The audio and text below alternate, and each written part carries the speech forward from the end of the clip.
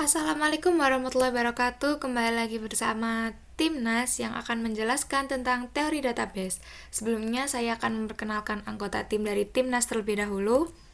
Yang pertama ada Praditya Nafis Muhammad NRP 32, yang kedua ada Nadia Laksmi Dewi NRP 37, yang ketiga ada Zaza Bilas Karpuranti NRP 38. Pada kesempatan kali ini, Timnas akan menjelaskan bab 2 tentang desain basis data. Tujuan pembelajarannya yaitu untuk memahami aturan sistem informasi dalam organisasi dan untuk memahami proses desain basis data. Sedangkan untuk pokok bahasanya ada pendahuluan, aturan sistem informasi dalam organisasi, proses desain basis data. Pendahuluan. Aktivitas desain basis data menggunakan proses yang sistematis disebut metodologi desain, di mana target basis data diatur dengan RDBMS, ORDBMS, atau ODBMS. Metodologi desain menggunakan alat bantu seperti Designer 2000 dari Oracle, ERWIN, BPWIN, dan Paradigm Plus oleh Platinum Teknologi, dan lain sebagainya. Aturan sistem informasi dalam organisasi. Yang pertama yaitu ada organizational context untuk penggunaan sistem basis data. Sistem basis data menjadi bagian dari sistem informasi dari beberapa organisasi. Untuk mengakomodasi sistem, beberapa organisasi membuat posisi administrator basis data atau DBA untuk mengontrol aktivitas basis data. Kemudian, Information Resource Management atau IRM juga diperkenalkan oleh organisasi yang besar sebagai kunci kesuksesan manajemen bisnis. Aturan sistem informasi dalam organisasi. Terdapat beberapa alasan. Yang pertama, data dianggap sebagai resource yang bekerja sama, dan manajemen dan dikontrol dilakukan terpusat untuk pekerjaan yang lebih efisien dalam organisasi. Alasan yang kedua, fungsi dalam organisasi dikomputerisasi sebagai kebutuhan ketersediaan data yang besar dan up-to-date. Alasan yang ketiga, seiring pertumbuhan data dan aplikasi relasi yang lebih kompleks dari data perlu dimodelkan dan diatur. Alasan yang keempat, terdapat konsolidasi dari information resource pada beberapa organisasi. Yang selanjutnya, siklus sistem informasi. Siklus sistem informasi disebut siklus makro, di mana siklus sistem basis data dirujuk ke siklus mikro. Siklus makro meliputi beberapa tahap berikut, yaitu 1. Feasibility Analysis. Tahap ini berhubungan dengan analisa area aplikasi potensial, mengidentifikasi sisi ekonomi dari information gathering and dissemination, membentuk studi keuntungan awal, menentukan kompleksitas data dan proses, mengatur prioritas awal. Yang kedua, Requirement Collection and Analysis. Kebutuhan detail dikumpulkan dengan interaksi dengan pemakai potensial dan kelompok pemakai untuk mengidentifikasi permasalahan dan kebutuhan khusus.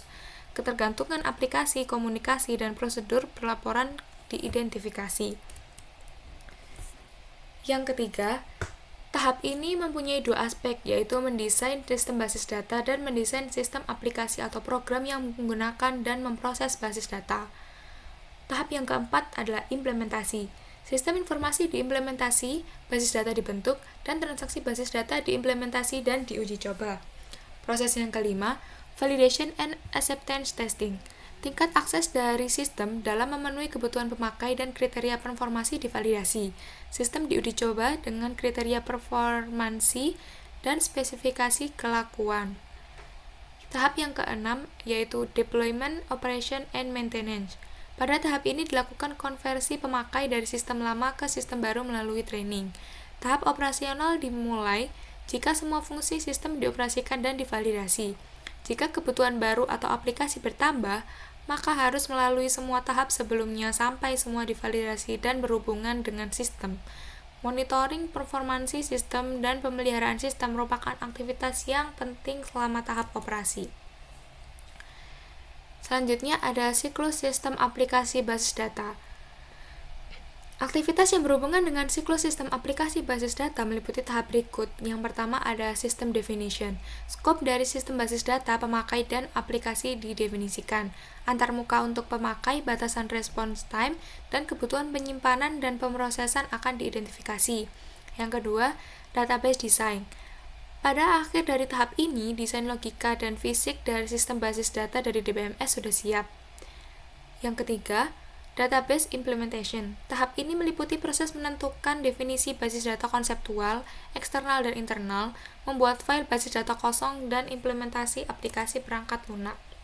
Yang keempat, Loading or Data Conversion. Basis data dipopulasikan dengan menyimpan data langsung atau mengubah file yang sudah ada ke format sistem basis data. Yang kelima, Application Conversion. Aplikasi perangkat lunak dari sistem pendahulu dikonversi ke sistem terbaru. Yang keenam, Testing and Validation. Sistem baru diuji coba dan divalidasi. Yang ketujuh, Operation. Sistem basis data dan aplikasi dioperasikan. Biasanya, sistem lama dan baru dioperasikan secara paralel dalam beberapa waktu. Yang kedelapan, Monitoring and Maintenance. Selama tahap operasional, sistem secara tetap dimonitor dan dipelihara. Perubahan dan pengembangan dapat terjadi baik pada isi data maupun aplikasi perangkat lunak. Modifikasi dan reorganisasi diperlukan dari waktu ke waktu. Yang selanjutnya ada tujuan proses desain basis data. Proses desain basis data memiliki 3 tujuan. Yang pertama, memenuhi kebutuhan isi informasi dari pemakai dan aplikasi tertentu. Yang kedua, menyediakan struktur informasi alami dan mudah dipahami. Yang ketiga, mendukung kebutuhan pemrosesan dan performansi objektif seperti respon. Selanjutnya, proses desain basis data. Terdapat 6 tahap utama pada proses desain basis data, yaitu koleksi dan analisa kebutuhan, desain basis data konseptual, pemilihan DBMS, pemetaan model data disebut juga dengan desain basis data logika, desain basis data fisik, implementasi dan tuning sistem basis data.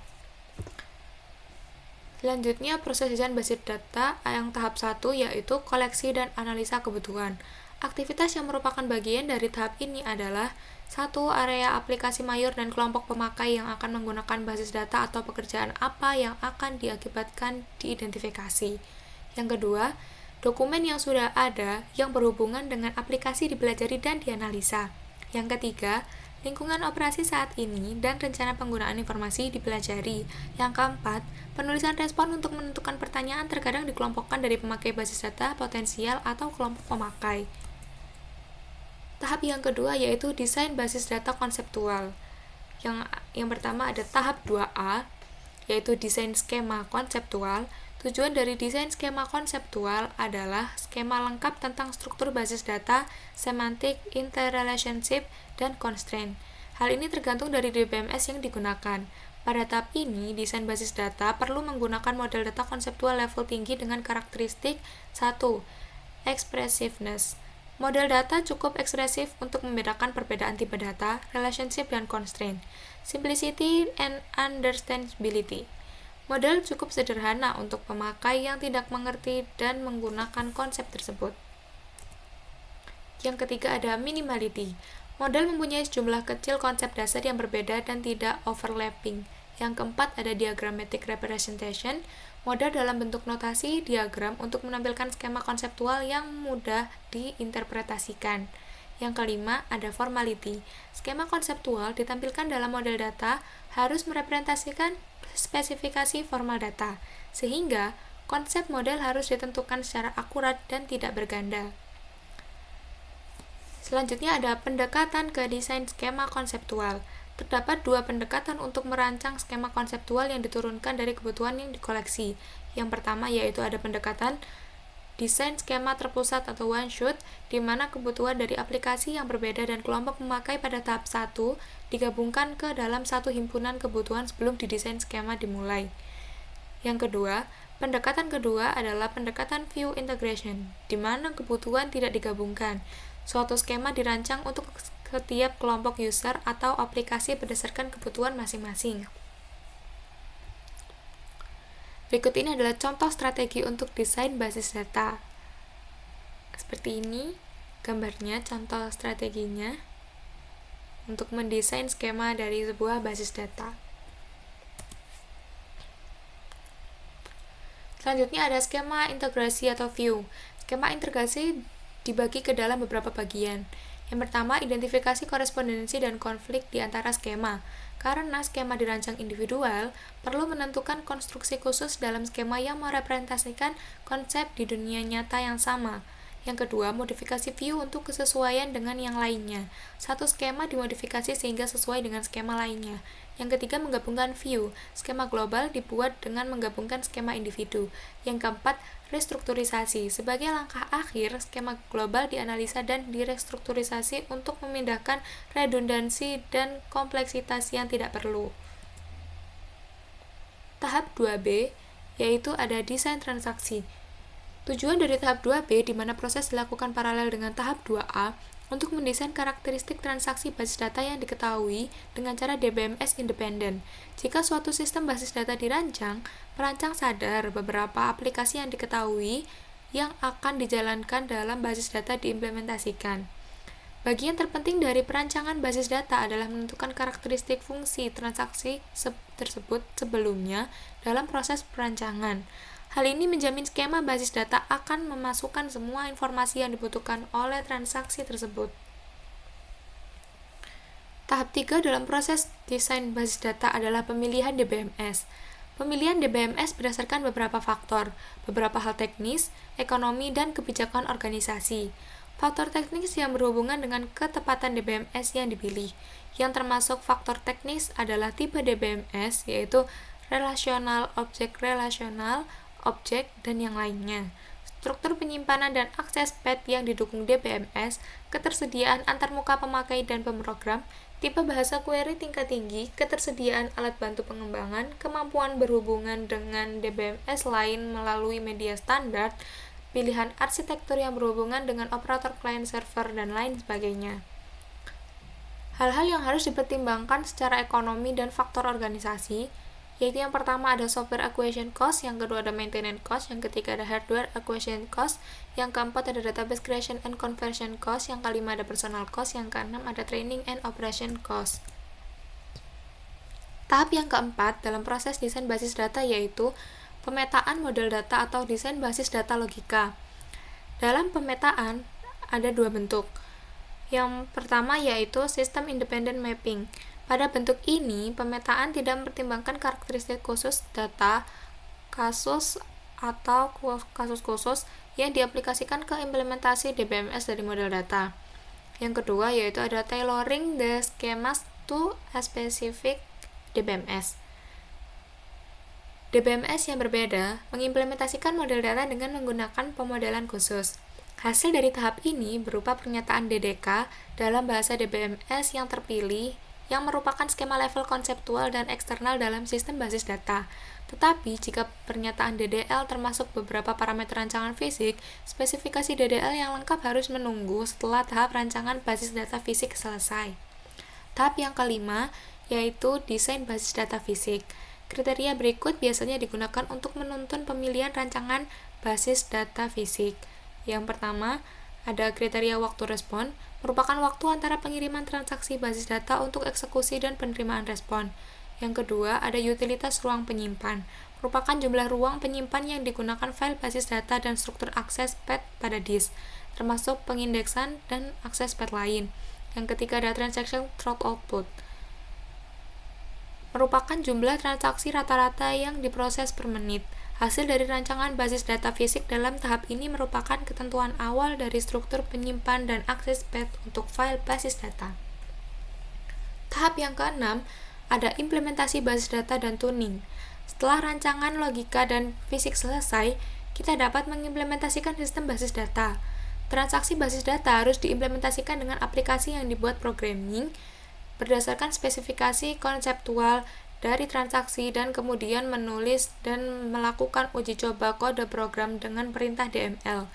Jika transaksi siap dan data disimpan ke basis data, tahap perancangan dan implementasi selesai dan tahap operasi dari sistem basis data dimulai. Latihan soal. Soal yang pertama, sebutkan 6 tahap perancangan basis data. Jawabannya, tahap 1 pengumpulan data dan analisis, tahap 2 desain basis data secara konseptual, tahap 3 pemilihan DBMS, tahap 4 pemetaan model data, tahap 5 perancangan basis data secara fisik, tahap 6 implementasi dan tuning sistem basis data. Sekian presentasi dari Timnas tentang bab 2 proses desain basis data. Terima kasih telah menyaksikan video kami. Mohon maaf apabila ada kesalahan. Semoga bermanfaat. Wassalamualaikum warahmatullahi wabarakatuh.